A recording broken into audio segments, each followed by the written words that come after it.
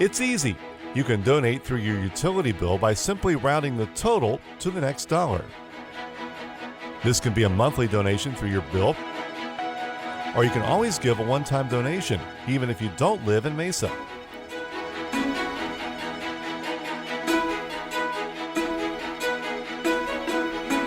ABC provides shelter, meals, and other services to Mesa children and families in need.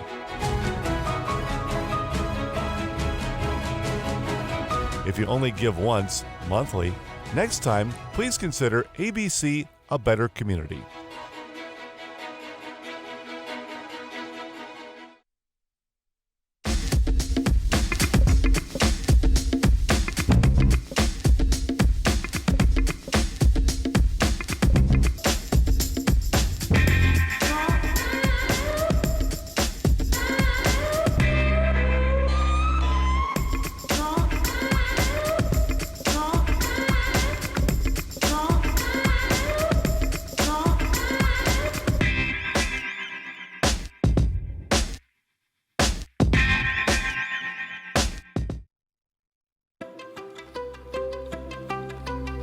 My name is Alicia de Mesa. I am co-founder and chief advisor for de Mesa Training and Advisory. I have been doing brand development and marketing, digital marketing, integrated marketing for over 20 years. Now what we do in terms of de Mesa is we train people and we advise companies, and the training is around how do you communicate better, how do you tell a story, how do you market better, how do you brand better, and it's all within the context of sustainability and social impact. I found out about LaunchPoint because of the relationship at Benedictine, and because I teach marketing and entrepreneurship for undergraduates at Benedictine, and so whenever you're in the entrepreneurial world, you're always looking for what are those places and what are those people and what are those groups in terms of connecting with. The advantages of LaunchPoint have been great. It's a great geographical basis, and then what it does is it provides me the opportunity to grow without having to worry, quite frankly, about huge overhead. And then the second thing is that I get to be around other entrepreneurs, which is wonderful. There are a lot of really good co-working spaces in the Valley. I love them. I've been actually a part of a couple of them. And one of my primary advantages is that I have a private office here. And that's honestly what is conducive for me versus a big open working space. Entrepreneurs are the basis of everything, truly. And all it takes is one good idea and a heck of a lot of grit and a heck of a lot of resilience to go that path. And so the more people that we can get to do that, the better. But one of the things that is always a stumbling block is things like, where do I base my company? Who am I hiring? How am I doing that? What's some of the training that I'm going to need along the way? So for the City of Mesa to actually invest in that is a wonderful thing. It shows that the city really is looking forward into the future in terms of what we need to grow as a society, a community, and to grow businesses.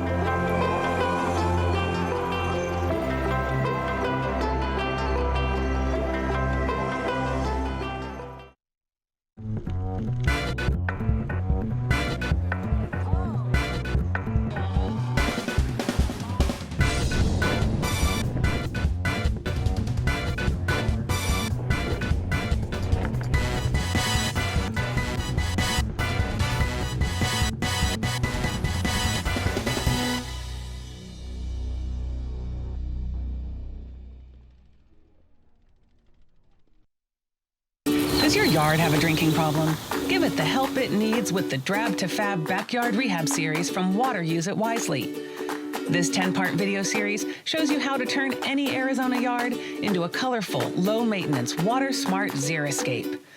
From working with a landscape designer to selecting plants and trees to installation, irrigation, and more.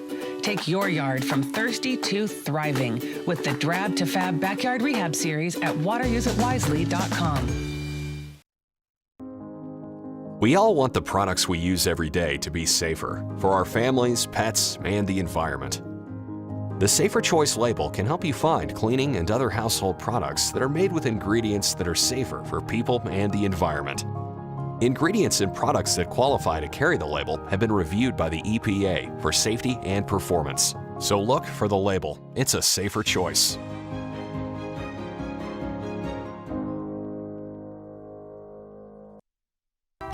Hi, I'm Kevin. I'm here to introduce you to Dimes. Well, not those dimes. Digital innovation for Mesa's electronic services.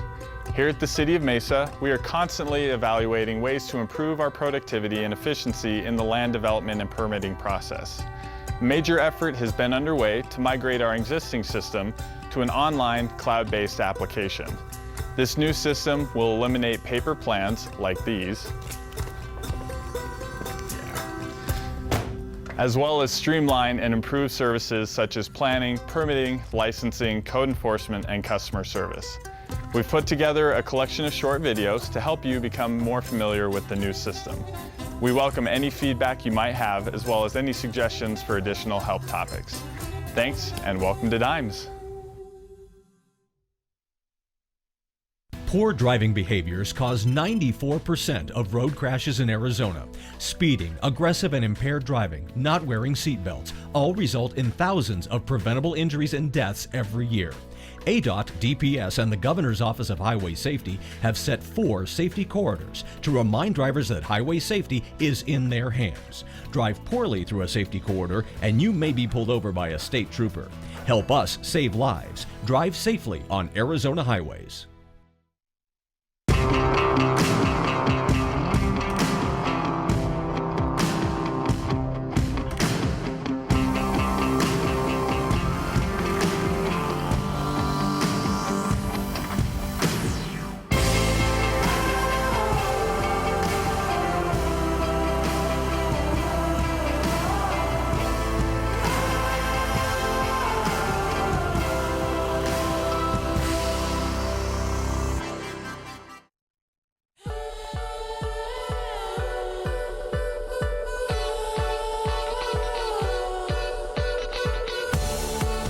Hi, this is Mark Cordes. Let me tell you how I roll. The second Friday of every month, I go to Mesa Morning Live, and from there, I come here to Las Sendas, where I have a standing tea time. Well, today I have a Long Island iced tea time. We'll see you at Las Sendas.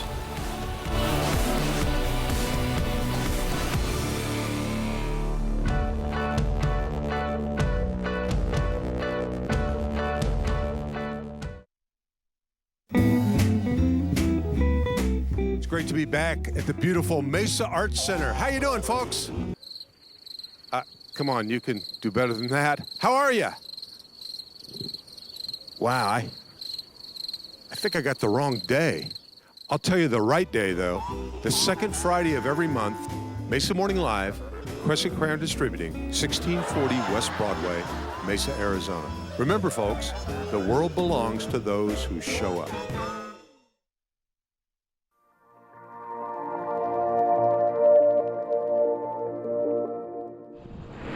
CPS 911, what is your emergency?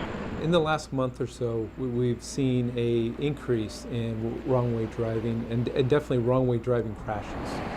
This is a nationwide phenomenon, and so Arizona is not alone in this battle against wrong-way drivers. In many cases, wrong-way drivers self-correct. Unfortunately, a lot of our more severe wrong-way driving and their crashes, impairment is a cause in that. In those cases, they do not self-correct. In a response, the department moved forward in a cooperation with DPS and the Governor's Office of Highway Safety. What are the opportunities that we can make immediate, future, and long-term improvement? ADOT's looking at 6 different locations throughout the Phoenix metro area. One of the opportunities that we saw that we can make an immediate impact is putting up some larger signs and also lowering those signs to be much closer to the driver's eye level. The do not enter signs will be 4 foot by 4 foot. Right now they're a 3 foot by 3 foot. In addition, we're adding wrong way on those same posts.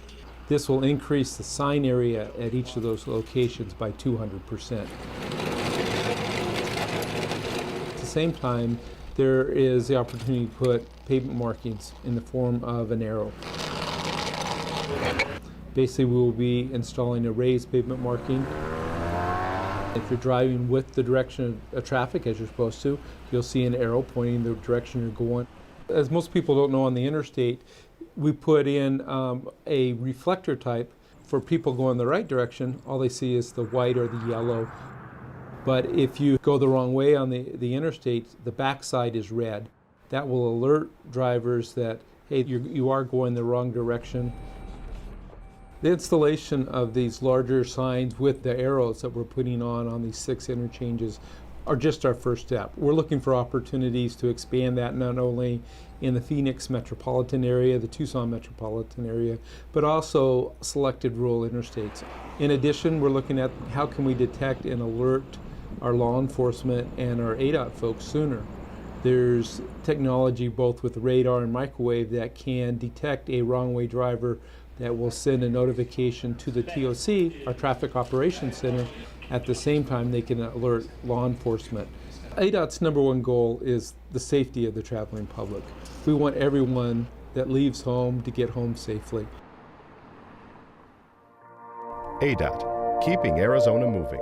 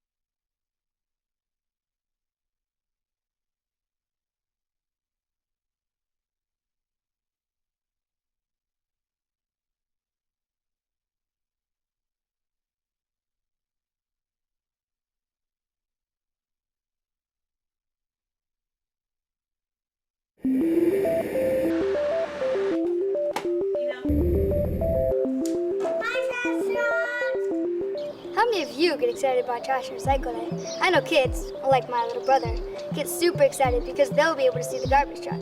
But before you go out with an adult to see it empty your barrel, there are a few safety tips you should follow. Stop. Do not run out to the street when you see the garbage truck. Watch. You can watch the truck empty your barrel from either inside your home.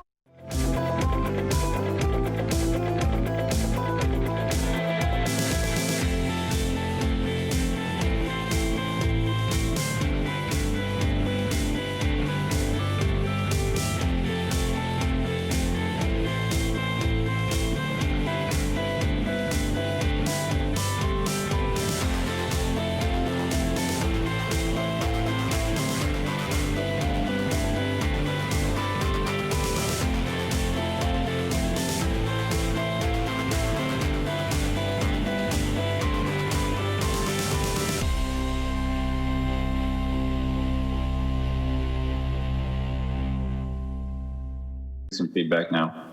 All right, it is 7:30. We'd like to welcome everybody to the Mesa City Council meeting for April the 23rd. The first item on our agenda is to hear a presentation, discuss, and provide final funding direct. Oh, I should have noted that all of our council is present. I see them on our Zoom screen. Welcome, ladies and gentlemen. First agenda item is to hear a presentation, discuss, and provide final funding recommendations for fiscal year 20 and 21 and provide years available funding and prior years available funding for Community Development Block Grant, also known as CDBG, Home Investment Partnerships, Emergency Solutions Grants, and Human Services Programs. I know a lot of work has gone into this. I know there's been council committee meetings and community meetings scrutinizing these proposals. So thank you to everyone who's gotten these funding recommendations this far. Mr. Brady, who will be presenting on this. Thank you, Mayor. We have Michelle here with us today.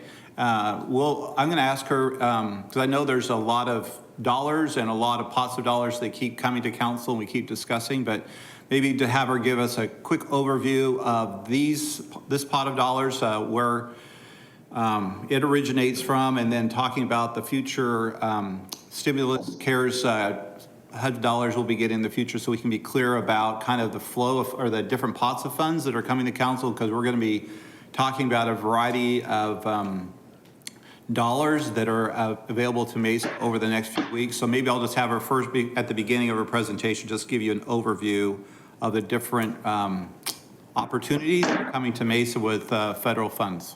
Michelle? Good morning, Mayor Giles, members of the City Council. Thank you for having me here this morning. Today I'm here before you to present on the annual funding recommendations, and as Mr. Brady mentioned, we do have some different pots of money coming down with the stimulus funds.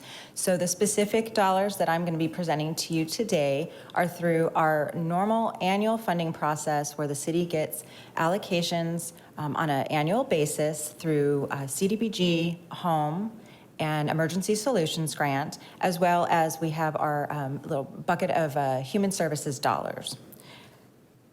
We'll be bringing to you in the next couple of weeks recommendations and have discussion on different activities that we could fund with the stimulus funds.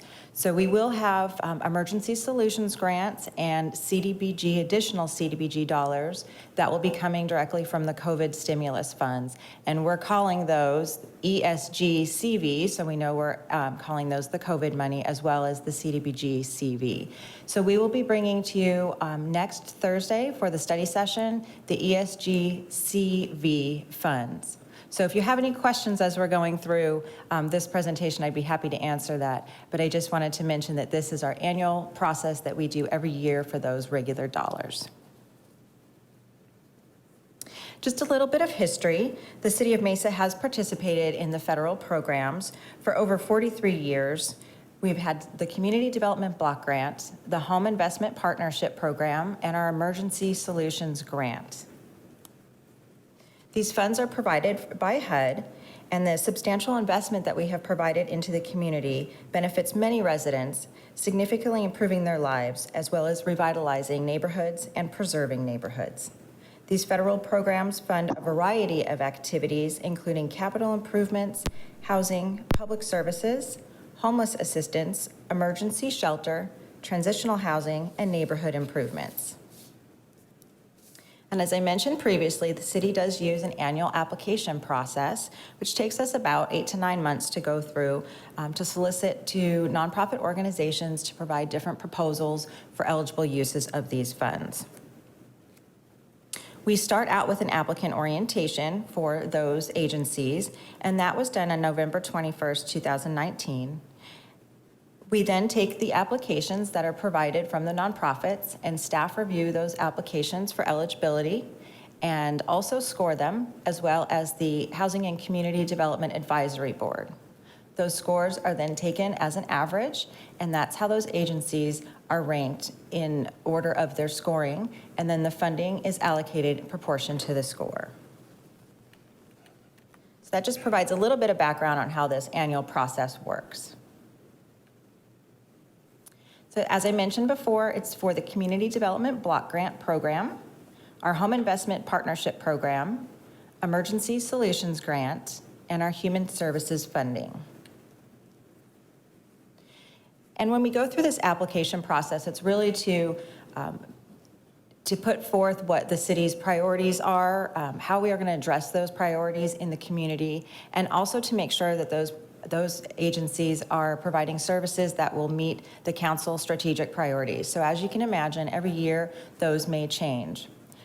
And also we have to make sure that these funds are used in consistency with our HUD 5-year consolidated plan, which we're in the middle of finishing right now, which we'll be bringing to you here in a couple of weeks.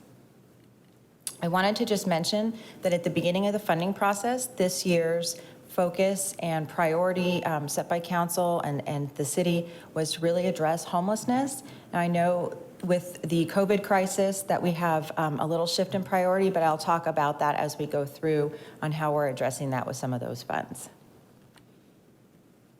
So I'll give you a quick overview of the funding that we have available for each funding source.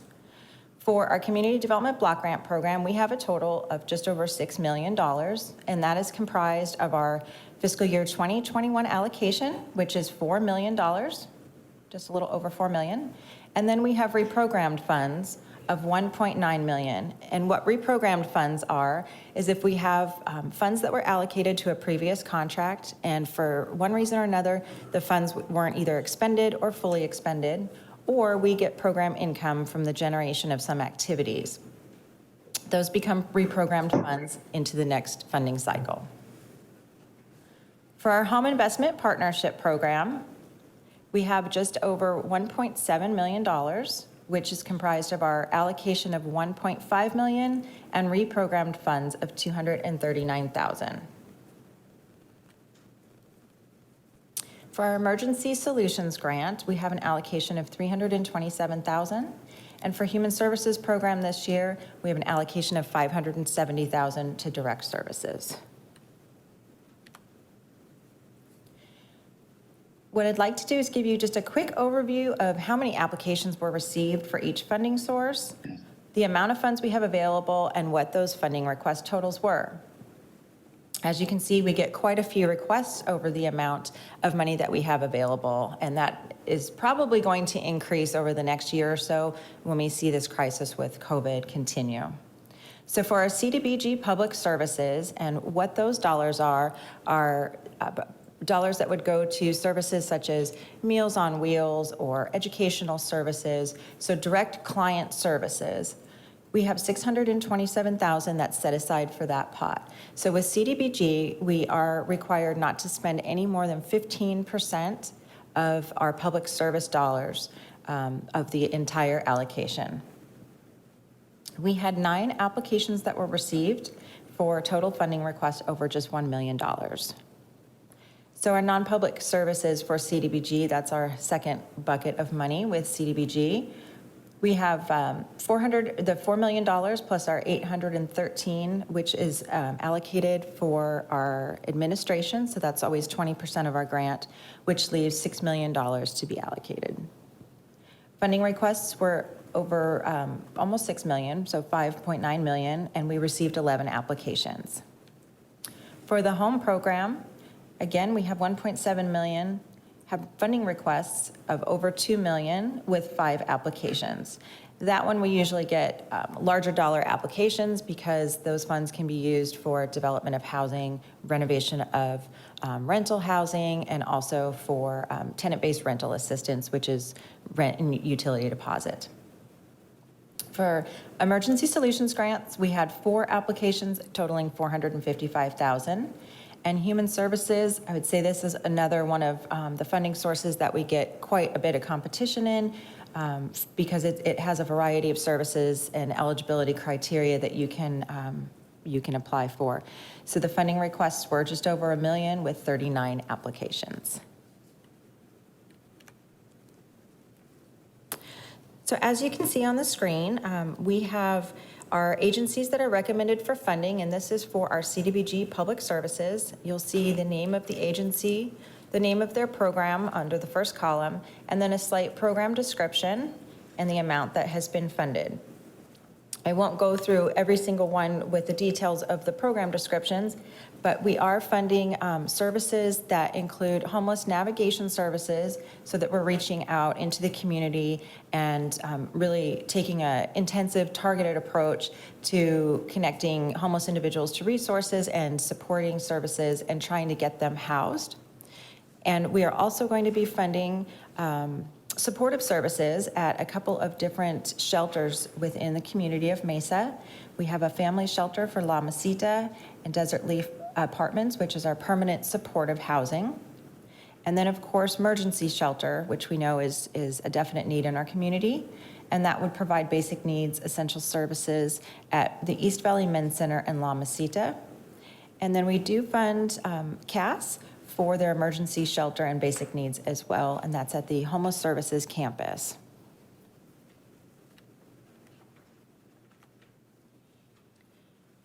For our housing and public facilities projects, and I like to call this money kind of our bricks and mortar bucket of money, because these dollars, 60% of our allocation is used for housing rehabilitation projects, any type of acquisition rehabilitation of facilities, facility type improvements, and also any type of public facilities or public infrastructure improvements.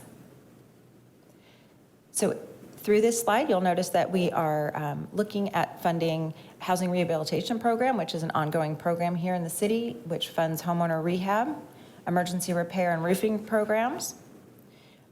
Love Your Neighborhood, which is we refer to as the LIN program, which is a concentrated housing rehabilitation program really designed to do improvements in a designated neighborhood to have a really big impact. Also going to be funding a couple of facility improvements for nonprofits, renovation of restrooms at East Valley Men's Center, as well as an HVAC replacement project at Boys and Girls Club.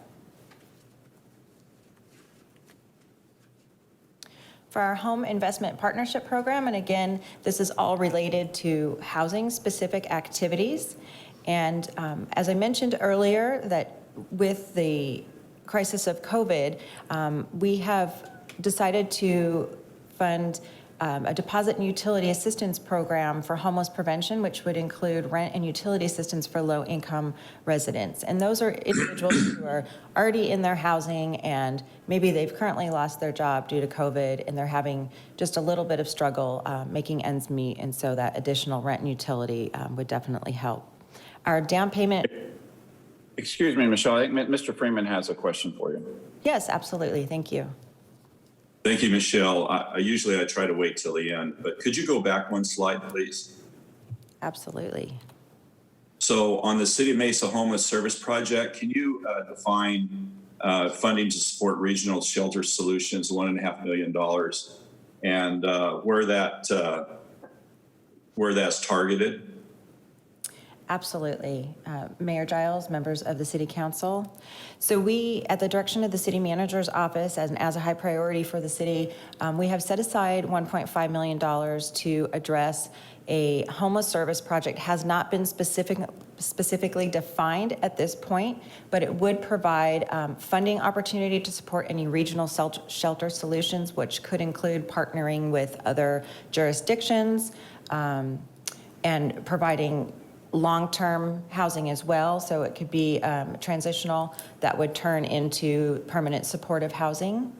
And so once again, we haven't specifically defined what that's going to be, but we know that we do need to think about some solutions on a regional approach for homeless. So Mayor and City Council, this is we've asked these dollars to be set aside. There's been quite a bit of conversation about pulling together a regional approach to dealing with the homeless challenge. Right now, the City of Mesa, and Mayor can speak to this also because he's certainly doing on his end with the mayors, but we're also having conversations at the city manager level where, at least for now, there's active conversations between the City of Phoenix, the City of Tempe, and the City of Mesa to join together to find some regional solutions as we try to find a way to meet the challenge related to homelessness.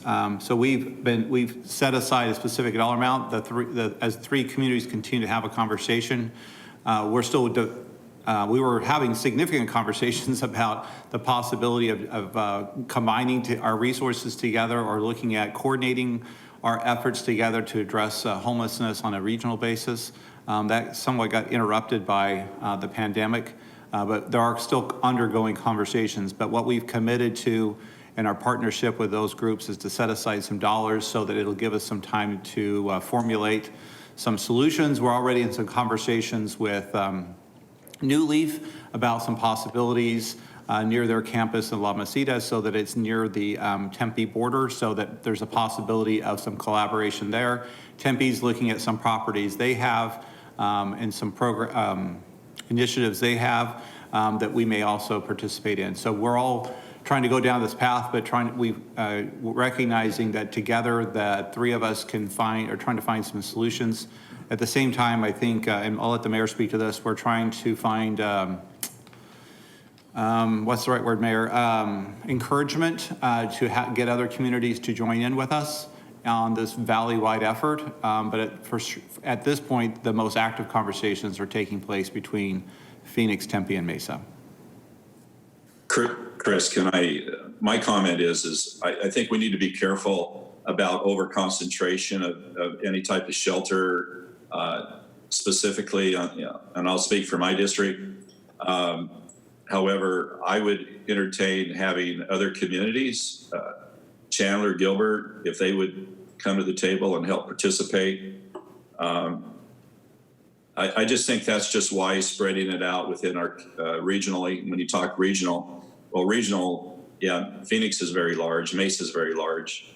However, spreading it out will help probably some of the issues in our community that we have in the west side. So that'd be my comment on that. And so thank you. I guess that's my thought process there, Mayor, if you want to add something.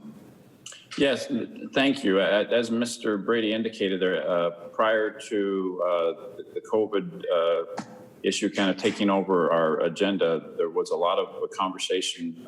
Mayor Gallego in Phoenix, as you know, has been supportive of expanding the CAST shelter in downtown Phoenix, and that there was a lot of political pushback on that. As you can imagine, the council in Phoenix and the folks in downtown Phoenix, even more than Mesa, resents carrying more than their share of the burden. And so expanding that facility was, problematic. And Mayor Gallego has been outspoken in asking other communities to rise to the challenge of doing more of their share. That's a similar message, in Mesa. We've heard the statistics of how Mesa is doing more than its share as well when it comes to providing services.